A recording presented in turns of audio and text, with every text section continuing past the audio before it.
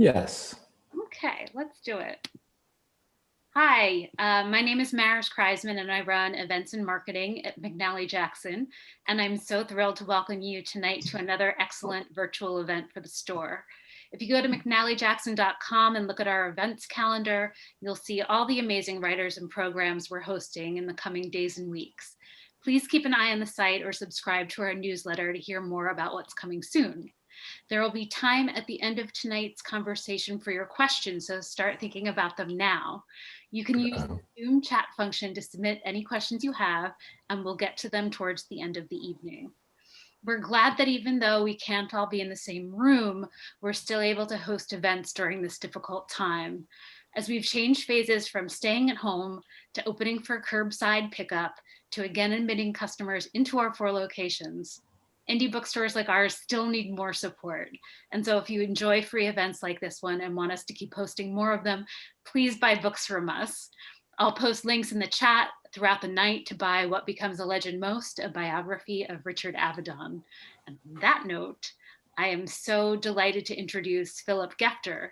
He's the author of 2 previous books, Wagstaff, Before and After Maplethorpe, which received the 2014 Marfield Prize and was a finalist for both the Publishing Triangle's Schultz-Grahn Nonfiction Award and a Lambda Literary Award for Best Biography and Memoir, and a collection of essays, Photography After Frank. He was an editor at the New York Times for over 15 years and wrote regularly about photography for the paper. And of course, his latest book is what we will be discussing tonight, What Becomes a Legend Most. Joining Philip in conversation is Lynne Tillman. She is a novelist, short story writer, and cultural critic. Among her recent novels are American Genius, a comedy, Men and Apparitions, and No Lease on Life, a finalist for the National Book Critics Circle Award. Her nonfiction books include The Velvet Years, Warhol's Factory, 1965 through 1967, with photographs by Stephen Shore, and What Would Lynne Tillman Do, a finalist for the National Book Critics Circle Award in Criticism. I'm so delighted both of you are here, and take it away. Philip, it's really wonderful to have a chance to talk to you about your fascinating biography of Avadon. He was a very complex man, and his life, in a way, also was the way in which you handled his life was like it was a cultural history.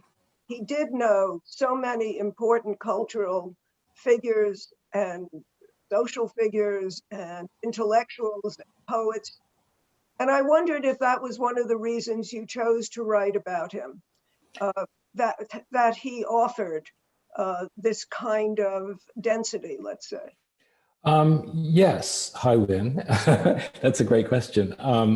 He seemed to me to be a kind of avatar of kind of the culture, the making of culture in the second half of the 20th century. And, the kind of combination of coincidences, like of fate in his life and his own ambition and drive, put him in company, lifelong company with, starting with James Baldwin, with whom he went to high school, and they were friends and editors of his high school literary magazine. Leonard Bernstein, Truman Capote, Sidney Lumet, Harold Brodkey. I'm just listing the people who were lifelong friends of his, Renata Adler, Mike Nichols, and others. And when you think about this little circle, they were shaping the cultural life of the second half of the 20th century. And as was Avadon with his own work. And as I mined his life, and as the more research I did, the more people I talked to, you can see how he influenced kind of visual culture as well. I could launch right into that. I actually have something that we might talk about later, but I might as well talk about this minute. Yeah. So among his contributions is, he was known to revolutionize fashion photography, and people people thought that it's because he brought the model out of the studio and into the street. Well, he wasn't the first to do that, but he did it with such elan, and he sort of established what was called the Avadon woman in the 50s, and that was a thing. I mean, it was a phenomenon, and in fact became a trope. How would you describe the Avadon woman? Well, good question. There was a prototype for the Avadon woman, and I'm going to call Avadon Dick. Everybody called him Dick, and I just automatically refer to him as that. So in Dick's early life, his childhood, he was very close to his first cousin, whose name was Margie Lederer. She was 2 years older. She was provocative, mischievous, imaginative, venturesome, and she was always introducing Dick to kind of things she was like, experiences she was getting to before he could, because she was 2 years older, and she was both kind of scandalizing him and thrilling him at the same time. So I consider her to be the prototype of the Avadon woman. The way one would describe her in his photographs is that she's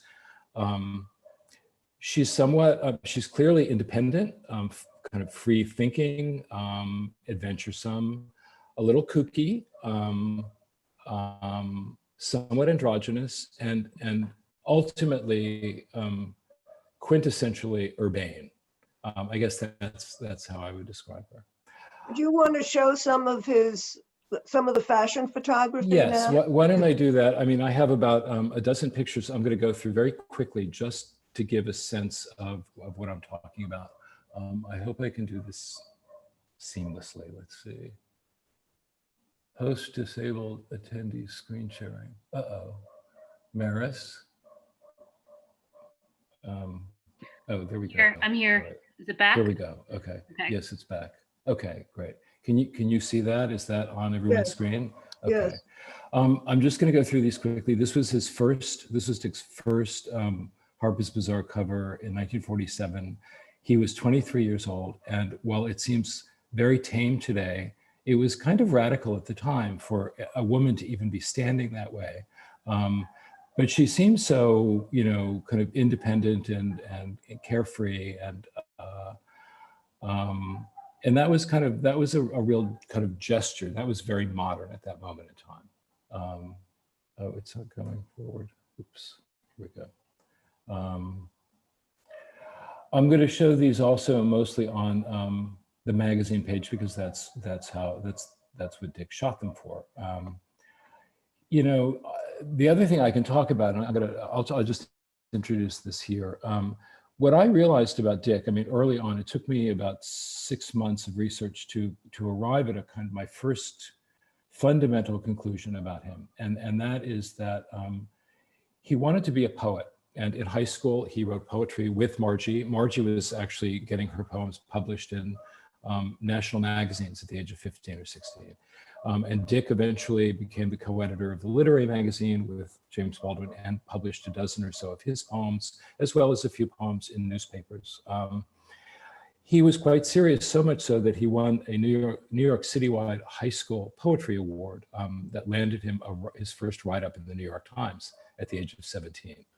All of this is relevant because I realized that what really characterized kind of an Avadon fashion photograph, and I'll go through these, is that that poetic impulse he turned into what I call, like, what he was really photographing in these pictures is a condition of spontaneity.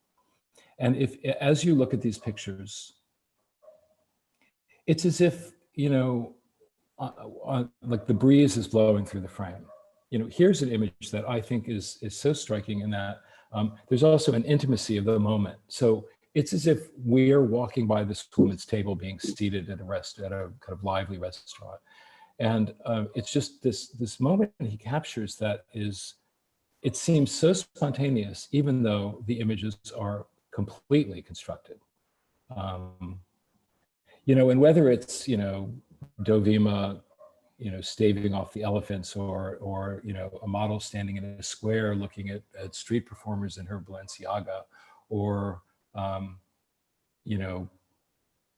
a model playing pinball at the Café des Beaux-Arts in Givenchy. There is an air of spontaneity that I think is stunning. And that too was identified very quickly, early in his life. In like 10 years, he'd been working on Harper's Bazaar.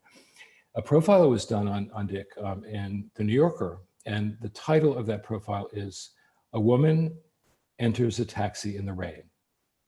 And it's as if you immediately understand what that means. It's like it's a haiku almost of that the identification of that kind of air of spontaneity that you see in his pictures. It's as if he caught the model, the woman in the picture, in medias res, like she's in the middle of an activity.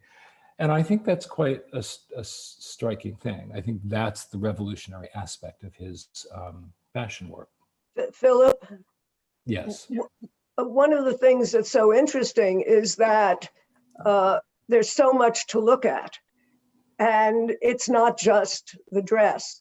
One's eye is pulled around. In the second or third photograph, where there are things flying in the air, you barely look at the model. Yes, exactly. That's fascinating. He's creating a visual image the way a poet creates an image with words. Mm-hmm. A poet is putting one word next to another to create a kind of rhythm.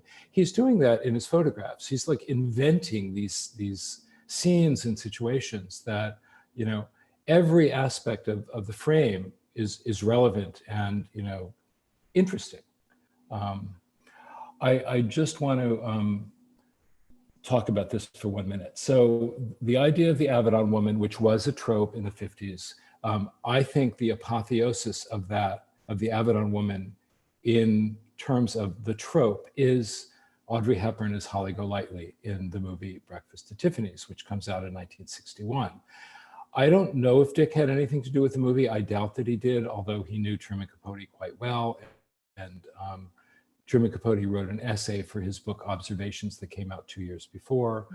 But if you look at her and you see that whoever the production designer was for this movie kind of like borrowed from the Avadon woman to create this Holly Golightly. And I think that she is the apotheosis of that idea of the urbane, kooky, beautiful, somewhat mysterious, androgynous woman. Then one more picture, and then I'll take this down for now. So on the left is Marjorie, his cousin. Marjorie, at this point, Marjorie Lederer Lee, who was quite accomplished in her own right. She wrote 3 novels, a book of poems. She was a ghostwriter for a dozen pop psychology books. He took this author picture for, I believe, her second novel. And she doesn't really look like this. I mean, it's what she looks like, but he turned her into his Avadon woman. She was more bohemian than this. She wasn't as polished. And he created this image of her as his own Avadon woman. So she was the prototype, and now he has turned her back into that. And I just compare her to Holly Golightly because you can see the similarity, if for no other reason than just that moment in time, but a certain kind of urbanity, if lack of a better word. All right. One of the things that's kind of curious about him is that he very much wanted to be considered an artist. That was a goal, an ambition in his life, to be considered an artist. And yet he goes into the commercial field right away. And that, given how fashion photography was placed in low esteem, according to the critics and other photographers at the time, why did he do that? Why did he go into commercial photography? Well, it's an interesting thing. He, as I said, I think he just didn't have the courage or the confidence to really pursue the life of a poet.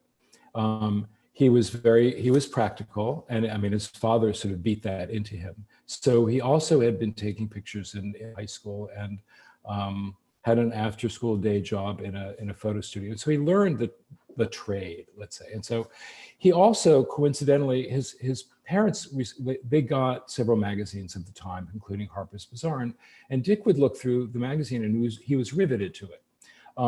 Not just the photographs. And it's important to understand that Harper's Bazaar at that point in time was a serious magazine. They published serious literature. I mean, from like William Faulkner, Virginia Woolf, Christopher Isherwood had published the short story Sally Bowles in Harper's Bazaar in 1937. Really?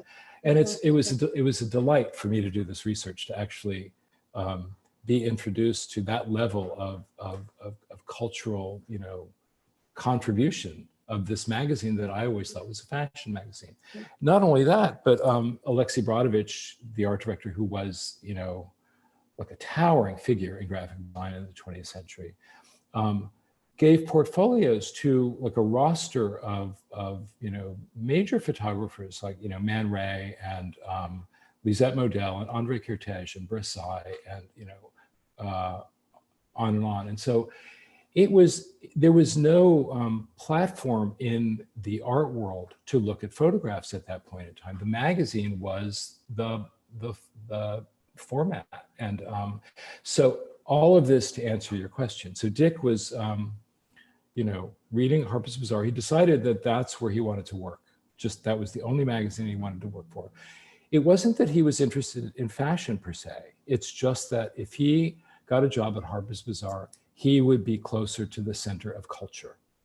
And in fact, his ambition, is manifest in the story about how he had 14 appointments with Alexei Brodovich before Alexei Brodovich deigned to see him when he was 21 years old. And, and finally, Brodovich gave him the job, and, he started shooting fashion. And that's really how he came to be a fashion photographer. It gave him access to, entree to, the center of cultural life in New York. Go ahead. One of the early facts of his life was that his family wanted to appear better off than they were. And and I think it's fascinating that they would take photographs in front of a car that wasn't theirs, yes, with a dog that wasn't theirs. Yes, and so they were creating a theater and a spectacle. Yes. Instead of just a regular snapshot. And that really folds into Avedon's extreme interest in theater. Yes, absolutely right. What he would see a play, and if he liked it, he would see it 7 nights more in a row. And one of the things that he said about photography is that it is silent theater. And that you quote him as having said that. And I think that's a kind of brilliant and very acute analysis of what his work is, a sort of silent theater. That's so true. His family did, they were immigrant Jews, first generation, and there was a great deal of anti-Semitism between the world wars and later. And so the idea for the Avadons that, a kind of assimilation and aspiration were the same thing. And so, yes, they constructed what I call in the book, La Façade Avadon. In fact, Dick wrote an essay called Borrowed Dogs about the early family portraits or snapshots in which they would get dressed up and borrow people's dogs, and you would see a different dog in every picture, and they would stand in front of cars that weren't theirs, in front of buildings and awnings, like buildings they didn't live in, precisely for that reason. And so basically they were constructing these images to look real and authentic in the same way, as you said, Dick did this with fashion. Like he would spend hours constructing those images to look absolutely authentic, as if you just happened onto that scene. In terms of theater, absolutely. I think that, his photographs were silent theater. He also, what he loved about theater, one of the things he loved is the kind of spontaneous moment, or let's say the spontaneous combustion, for lack of a better term, that occurs between audience and actors on the stage who create characters. It's that tension and that relationship that occurs.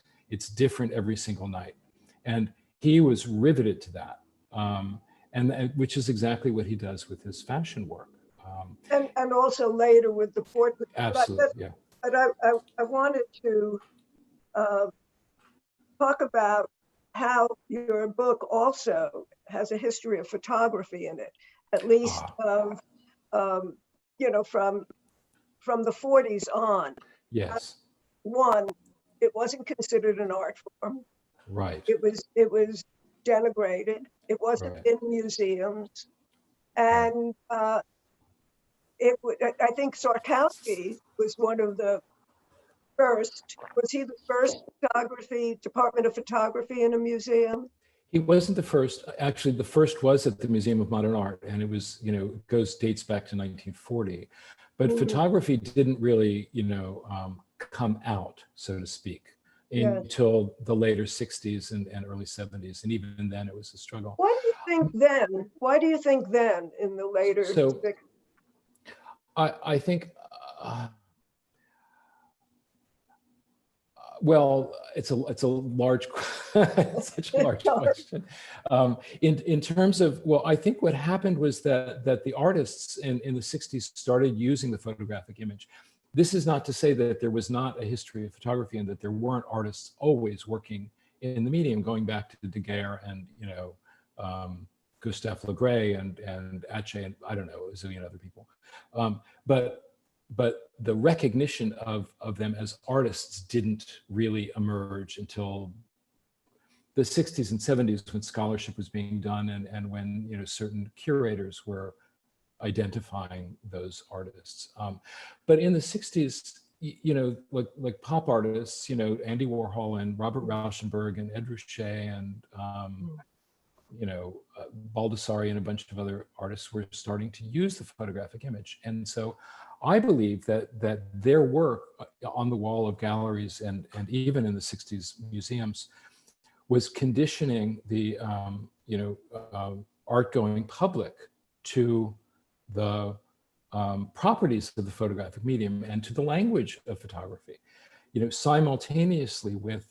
So I came of age. This is also kind of another motivation for why I wrote this book. It segues into this. I in the early 70s, I was in art school at Pratt Institute, and I was studying painting and photography. I was kind of struck and distressed by the reaction to photography then, by my fellow art students and teachers and the art world in general. It was dismissed as not much more than a graphic art. And this sparked in me a kind of, quiet indignation that lasted most of my, the rest of my life. And, where I just didn't understand it. For me, the photography was the medium of our time, of my time at that moment, and also of the future in my mind. And so I was very alert to, and I watched, the slow elevation of photography art world through the 70s on. John Tchaikovsky was clearly the oracle. He was the most eloquent in his writing about photography and introducing, a way of seeing. He had shows that were then considered radical, like, New Documents in 1967 introduced the work of, Lee Friedlander, Gary Winogrand, and Diane Arbus.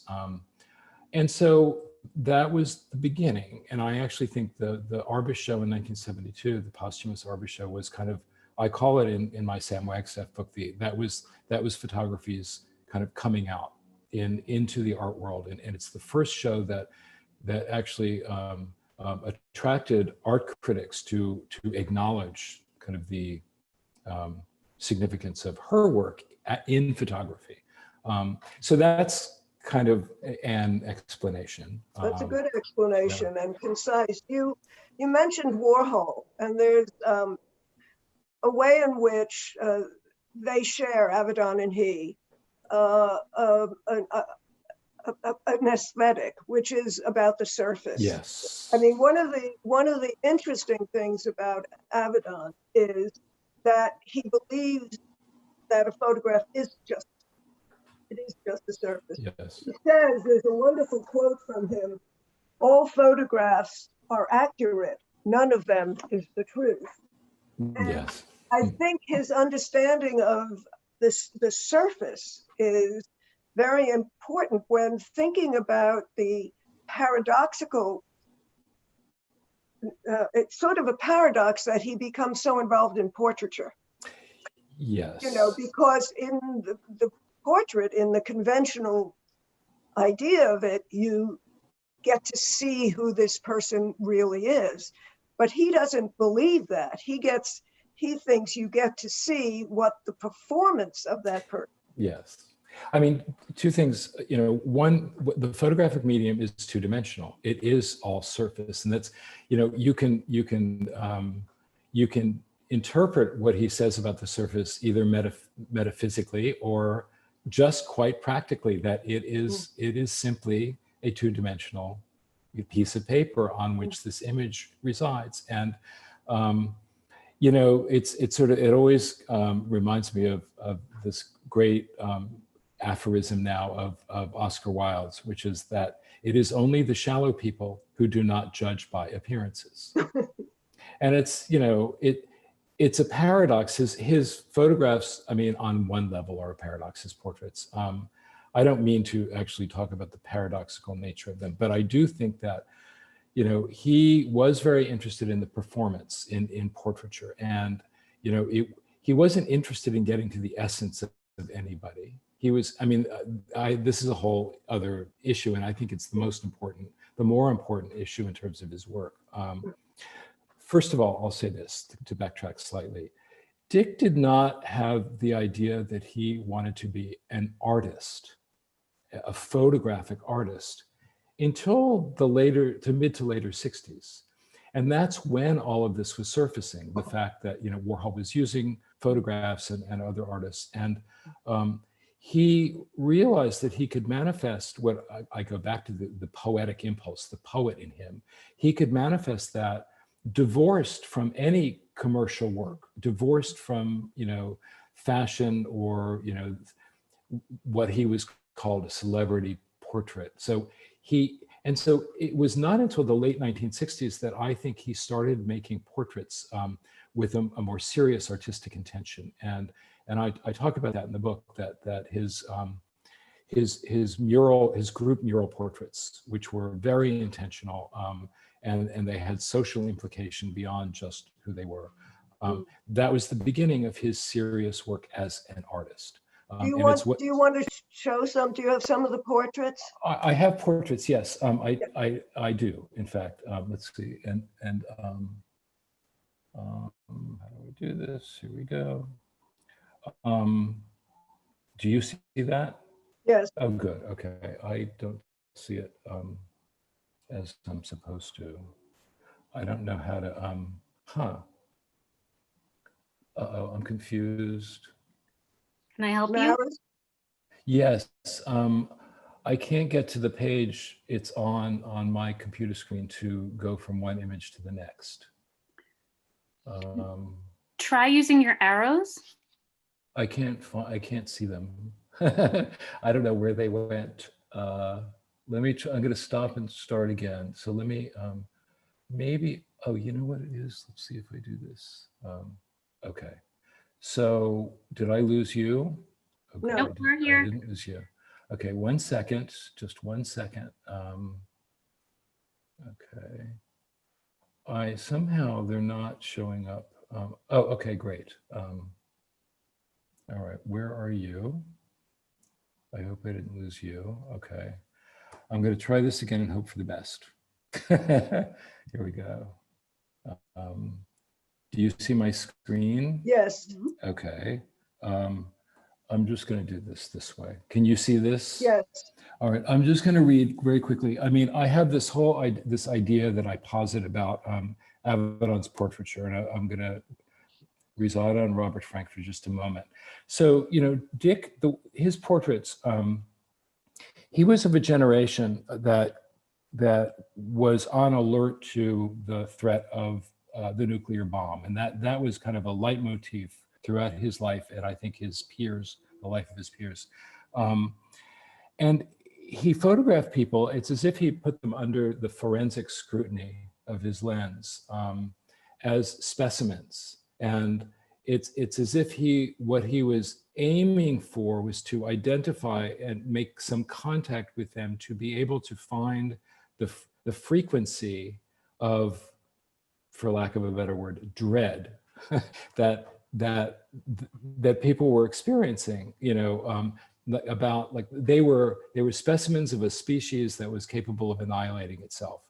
And he believed this was an existential condition. And it was that I think he was photographing and creating a kind of record, a forensic record of these specimens of a species. This is my interpretation of, I think, what he was doing. So he was also very influenced by August Sander, right? Exactly.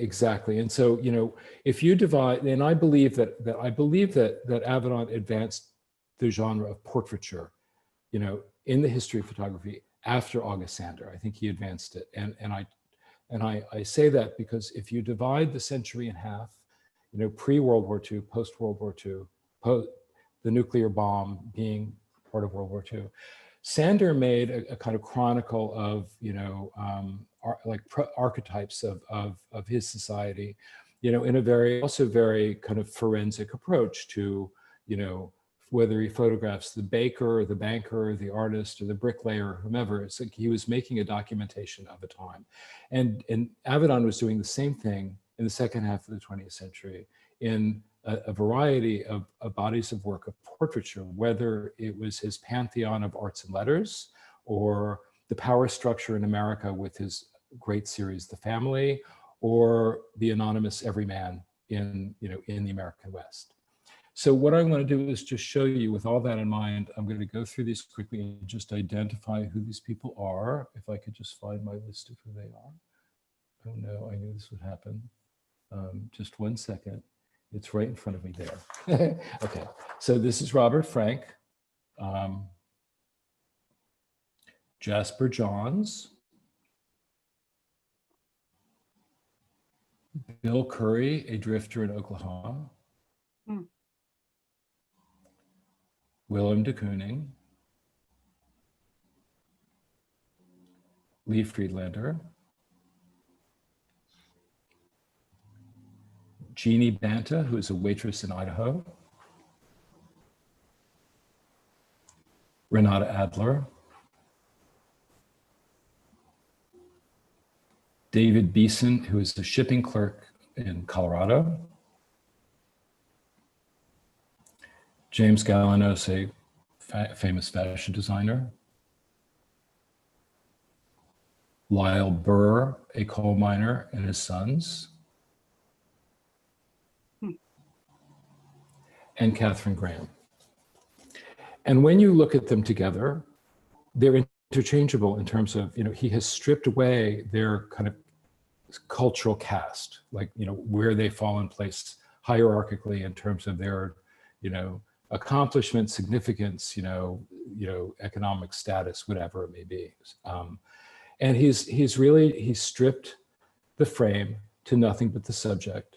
And you'll notice, he was called a celebrity photographer for years. Like, and I say somewhere, it's like, that was like gum on his shoe, that he was called a celebrity photographer. When, if you think about it, no one is smiling against that white nuclear backdrop in his portraits. There's a serious observation of his time, his culture going on in his portraiture. He would always say, don't think about who they are, whether it's, President Eisenhower or Marilyn Monroe or the Duke and Duchess of Windsor. He said, just look at their faces. So. Sander was systematic, very systematic. Do you think that Avedon ever approached that kind of systematic project because I mean, it's amazing to read in your book how much traveling he did to photograph different people in different places. He really did want to focus on different types of Americans. Yes. But he couldn't do it all, you know. But I do think he was systematic. There was a system and some logic to who he photographed and when. So for example, you know, he had his Marlborough show in 1975. It was his first commercial gallery show, and it was a portrait show of portraits. And in the time he was asked to do the show, to the time the show opened, it was like 3 or 4 months, he photographed 18 people of his choice that he felt were significant in the world, to include in the show, including Robert Frank. He made a trip to Nova Scotia. Borges, he made a trip to Argentina. He photographed some people in the studio, including William Burroughs and Harold Brodkey. So he was creating his own, like, this pantheon of arts and letters. That was systematic, that was intentional. When he was hired the next year by Rolling Stone to do, initially it was to do a portfolio on the occasion of the presidential election, the campaign that year. And Dick decided, like after several days, he thought, wait a minute, this is also the bicentennial year. And he thought it would be more appropriate and a larger kind of stroke to photograph the power structure of America. And so he set out to photograph, you know, publishers, including Katharine Graham, who I just showed you, and various others, and you know, kind of moguls and various other people, and politicians. And then in the 80s, he set out to photograph, you know, anonymous people in the American West. He traveled. That project took him 5 years. I mean, not consistently. I mean, he would spend 2 weeks at a time, you know, in the American West, just travel around. And he had somebody who helped him kind of identify, like, sort of places like rodeos and these arcane, you know, kind of like cultural rituals, like snake skinnings and things like that. But I mean, that's systematic. That was not just kind of random, and he didn't just kind of flip through a magazine and say, oh, who is the latest person to photograph? There was real intention and intelligence operating in terms of documenting, you know, individuals of his era. I mean, it's amazing how much he did in his lifetime. I was very intrigued that he kind of, he took over Lartigue. He produced a book of all of Lartigue's work, or much of it, and he spent years, 4 years in Paris, and 4 years so that he could make this book. And that was I mean, he loved Lartigue's work. And that was an extraordinary endeavor. It was, it's very impressive. I mean, you can see his kind of kinship with Lartigue's work too. And, you know, Dick loved Proust. I mean, he was introduced to Proust when he first arrived, when Carmel Snow, the editor of Harper's Bazaar, brought him to Paris for the first time in 1947. You know, here was this like young aesthete, you know, who you know, didn't quite know that that's what he was at the time. He just felt wildly in love with Paris and with the cultural, like, you know, makings of French culture, and Proust to him became, like, you know, the god of all gods. And so Lartigue, when he was introduced to Lartigue's work, actually by John Szarkowski, that's how they met. Szarkowski had been at MoMA for a year and did a small show of Lartigue's work, and invited Dick and his wife to come look at the pictures before the show or something. And Dick fell immediately in love, because what Lartigue was photographing, kind of the Paris of Proust, and actually kind of the milieu of Proust. You know, he started photographing in the 1910s. You know, he started early, and so this was a world that Dick was fascinated by, and there was a level of spontaneity in Lartigue's pictures that was really akin to what Avadon was doing in his work, even though Avadon was not introduced to his work until he was like 40 years old. So of his contemporaries in the book, you talk about a lot Diane Arbus, yes, and also his relationship to Irving Penn. And I yes. wondered if you would talk a little bit about that. So Arbus, Dick and Diane Arbus were friends. I mean, they were friends mostly through Marvin Israel, who was, you know, Dick's major design collaborator and kind of I don't know what to call him, a cultural guru of sorts. So Arbus and Avadon were friendly, and they had complete mutual respect for each other's work. You know, each of them gave the other a print, and, you know, Diane Arbus had Avadon's Eisenhower up on her wall, and Dick bought the portfolio of 10 that Arbus was making, and gave Dick an 11th print, and, you know, signed it, you know, portfolio of 11 for RA or something like that. So they were good friends. What they did, I say though, you know, in the book, that I think Avadon was closer to Warhol than to Arbus in terms of his own art historical gesture, as I call it, you know, for a variety of reasons.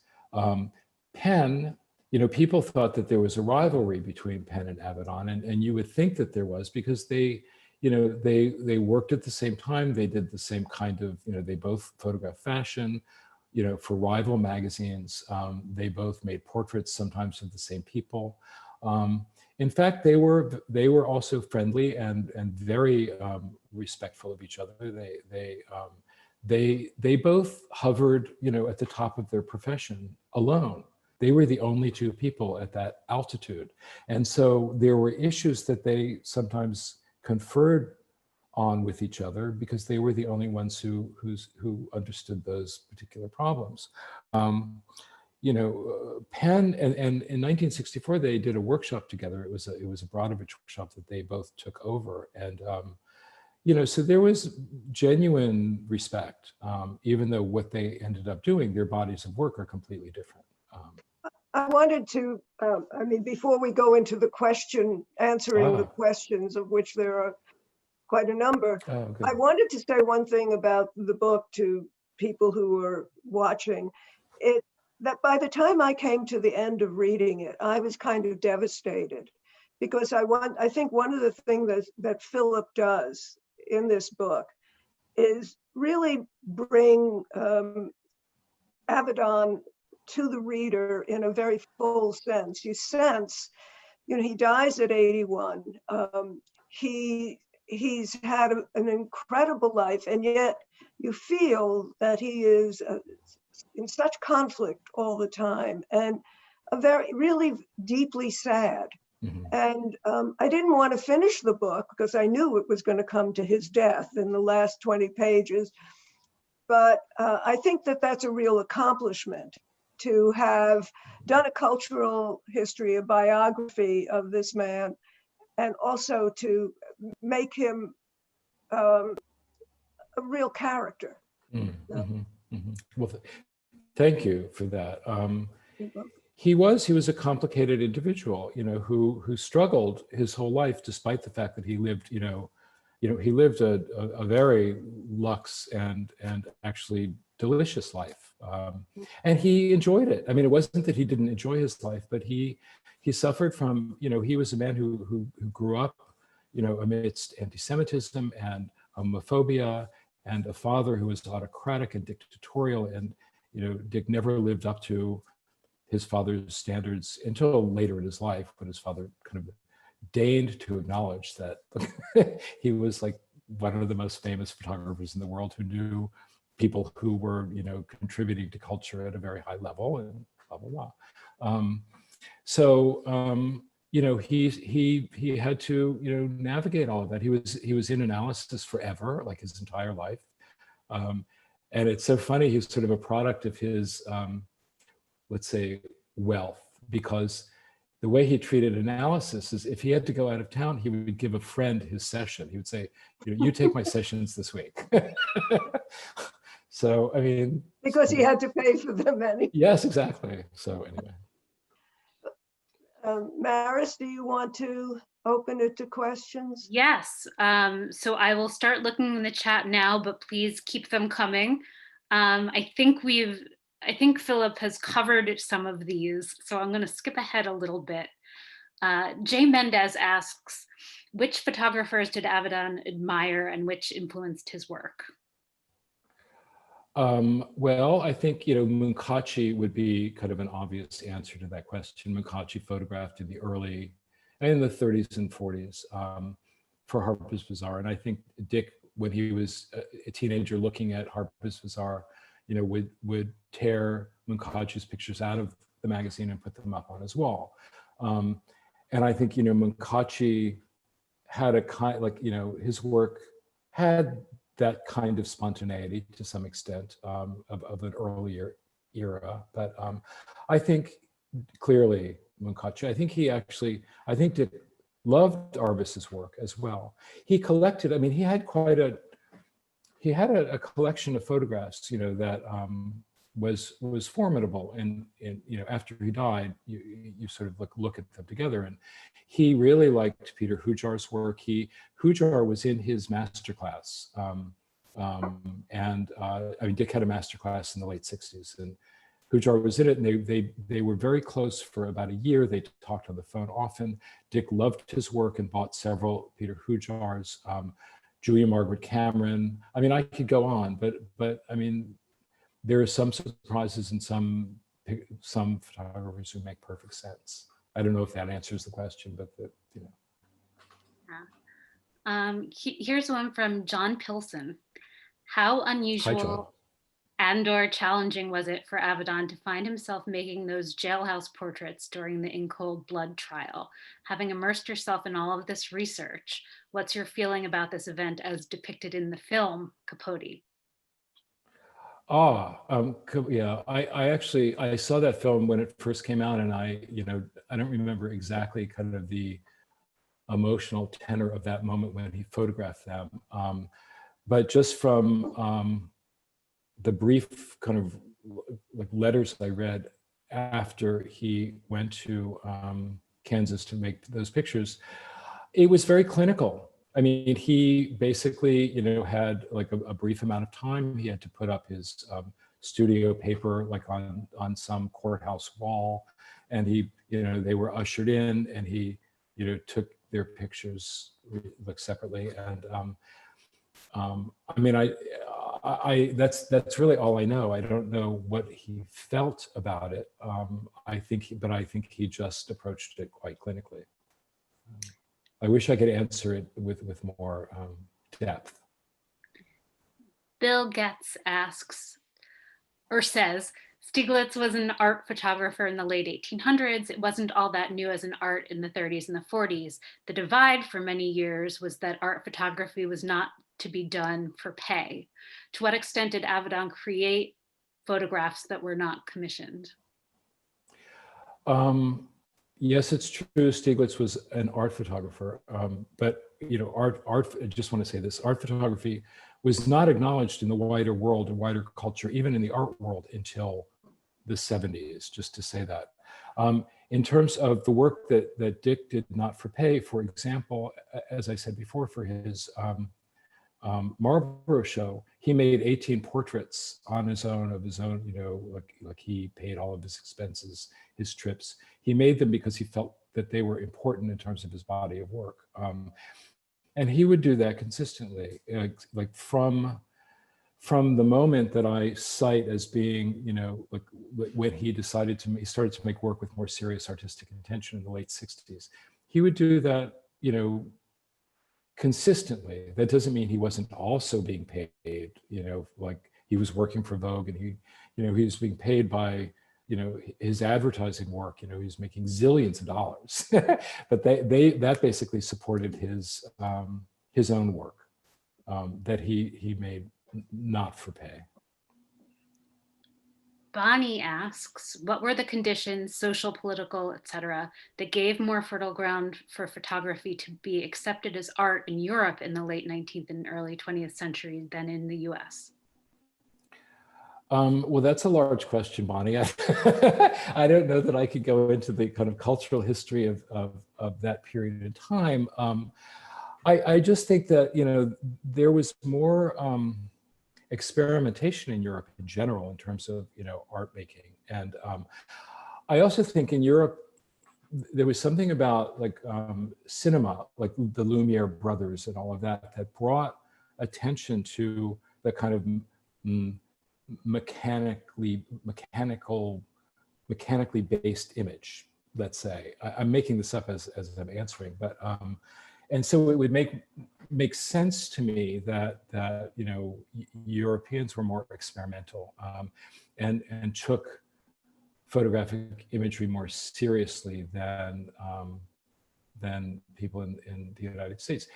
But regardless, there were very few platforms for seeing the photographic image anywhere. I mean, until the printing press, until magazines kind of, you know, emerged in the early 20th century, you know, and sort of were able to you know, spread the photograph around, so to a broader public. So it's a question I actually have to think about more, but that would be my kind of off the top of my head answer. Roberta says, picking up on Lynne's note that the Avadon book gives a complete picture of him, that applies in spades to the Wagstaff book. What is your process, Philip? It's more full than obvious, accurate research. The feeling comes through. How do you accomplish that? Well, thank you. I'm glad to hear that. I would say my intuition sort of directs me periodically, and so, you know, I tend to look at pictures first. So, you know, I would. Here's an example. This is one example. So when Dick went to photograph Robert Frank, the next day he made a self-portrait. I didn't know that he made that self-portrait the next day because I had seen that image, that self-portrait in books. But one day when I looked at it and I thought, oh, this was taken on July 18th, 1975, and it says Nova Scotia. So it occurred to me that he made the self-portrait the next day. So I put the two pictures together, Robert Frank and Richard Avedon. And the self-portrait of Avedon is nothing like his other self-portraits. I mean, he's absent his kind of urban gloss. He looks like a peer of Robert Frank. Robert Frank, who is much more bohemian and couldn't care less about, you know, getting dressed or what he presents to the world. He's just like who he is. And so I realized that Avedon was basically taking his measure against Robert Frank.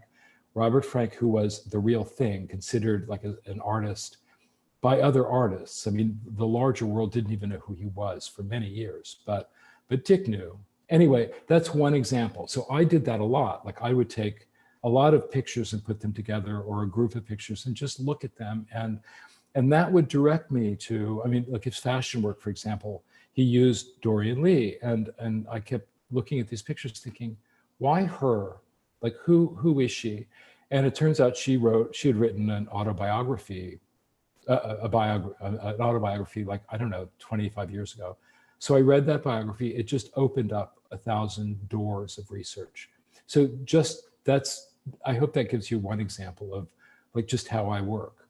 You know, I'm always interested in the evidence and the fact, and I can't proceed without the fact, but what gets me to that fact is kind of, I think, my own process. This is fun. We have from Alan McQueenie. Hi, Alan. He says, but first, to say how wonderful and absorbing a book it is, to the point of impatience to continue it next day. Biography is a deep and telling biography of the self-made star Abaddon, for whom I worked as his assistant and knew well as my mentor in 1961. Philip, what was your relationship with Richard Avedon? Well, I didn't really know him. I met him twice. And once I sat next to him at a dinner, a Museum of Modern Art dinner after the opening of Irving Penn, coincidentally. And Dick was my table mate. And so, you know, the only thing I remember about that evening is that we talked about Lyme disease, which was kind of surfacing at that moment. It was 1984. He was charming, but that's really all I remember. That I was actually, Renata Adler was also at our table, and I knew that I was going to be sitting next to Dick, and I had really wanted to sit next to her because she had written this brilliant, like scathing evisceration of Pauline Kael in the New York Review of Books several years before. And I really wanted to talk to her about that. So that's an aside, but I didn't know Avadon. But I always, I mean, from the time I was a child, sort of knew who he was and knew his photographs and just became, when I saw the Marlborough show in 1975, I was gobsmacked. I just thought, you know, this work it's eye-popping, it's radical, and I just always believed in him. And I actually feel, I mean, I wrote this book because I want to make this case art historically that I think he's one of the most consequential artists of the 20th century. His work is infinitely more radical than people understand. The portraits, you know, and I'll say one other thing as long as I'm on this rant, that, you know, I think artists make work that becomes more coherent in time. And if you look at an Avedon portrait today, it just is as contemporary as anything being made today. And it will continue to be like relevant and articulate and coherent. Anyway. How about, next question. Yeah, for our final question, Jay Mendez says, who in Avedon's circle also deserves a detailed biography? Well, isn't that a very good question? I am at the moment reading galleys for a biography of Mike Nichols that's coming out in a few months. And Mike and Dick were best friends for years and years. So he, off the top of my head, is one. But there are, I mean, when you think of his friends, you know, Leonard Bernstein, Truman Capote biographies have been written. Sidney Lumet, a biography is being written right now. Renata Adler, a biography yet to be written, et cetera. I mean, it's endless. I mean, he just knew, he hovered at a level of culture that is, you know, it's something that none of us can really truly comprehend in terms of, you know, what you imagine like the daily conversations were, whether it's gossip or like, you know, serious ideas. It's, you know, envious. I envy that. That's kind of like, that's part of what propelled me to write about him anyway. That's wonderful. Thank you so much. Oh, thank you. Thank you all. We're leaving. It's now time. Thank you all for attending. And thank you, Maris. And thank you, Lynne. It was great talking to you. What a pleasure. Bye. Please buy the book from McNally Jackson if you haven't purchased your copy yet. Yes, good thing to do. Absolutely. Yes. Good thing to do. Yes. Bye, everybody. Thank you. Bye. Bye.